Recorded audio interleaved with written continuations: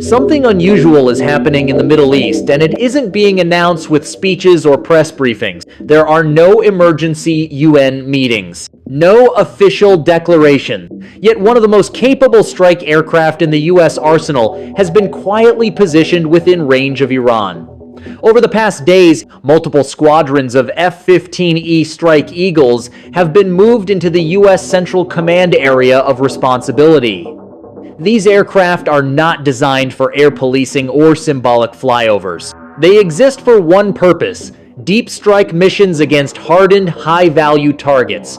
Unlike stealth fighters that focus on avoiding detection, the F-15E is built to carry heavy payloads over long distances, strike precisely, and return. It is a platform chosen when planners expect resistance, not compliance.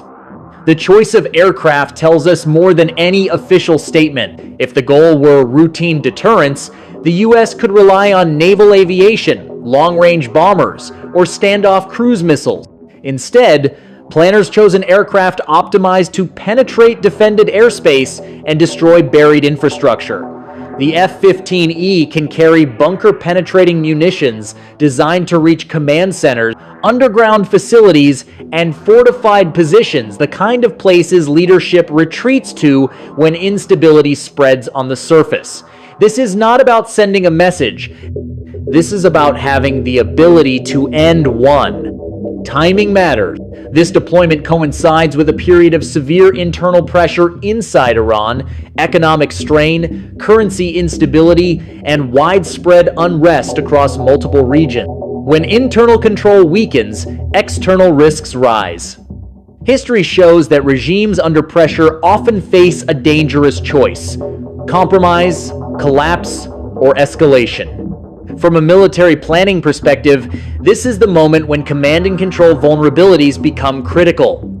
And that is exactly what the F-15E is designed to exploit. True deterrence is visible, predictable, and defensive. This deployment is none of those things. There has been no large public announcement, no clear red line declaration. Instead, we see specific capabilities positioned quietly, supported by aerial refueling assets that allow aircraft to remain on station for extended periods. That combination suggests planners are not merely warning, they are ensuring options remain immediately executable. Deterrence delays action. This kind of preparation enables. Based on the aircraft involved, the likely focus is not infrastructure like ports or oil facilities. Those targets can be hit from afar. The F-15E points toward hardened military headquarters, underground command nodes, missile coordination centers, secure communication facilities, targets chosen not to punish a country but to paralyze decision-making. This approach aims to stop escalation by removing the ability to coordinate it. Here's the danger. When leadership believes it is losing control, deterrence logic collapses. A regime that fears imminent loss may act not rationally but desperately.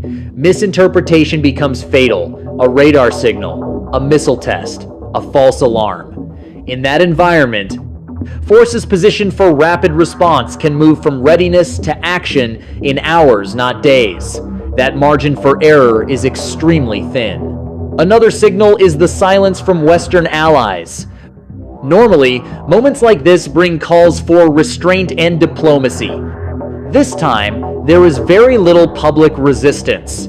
That silence often suggests shared intelligence information not released publicly, but serious enough to justify preparation.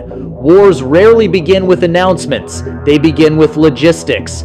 The presence of F-15 Strike Eagles does not guarantee conflict, but it does mean planners are no longer asking if action is possible only when it might be required.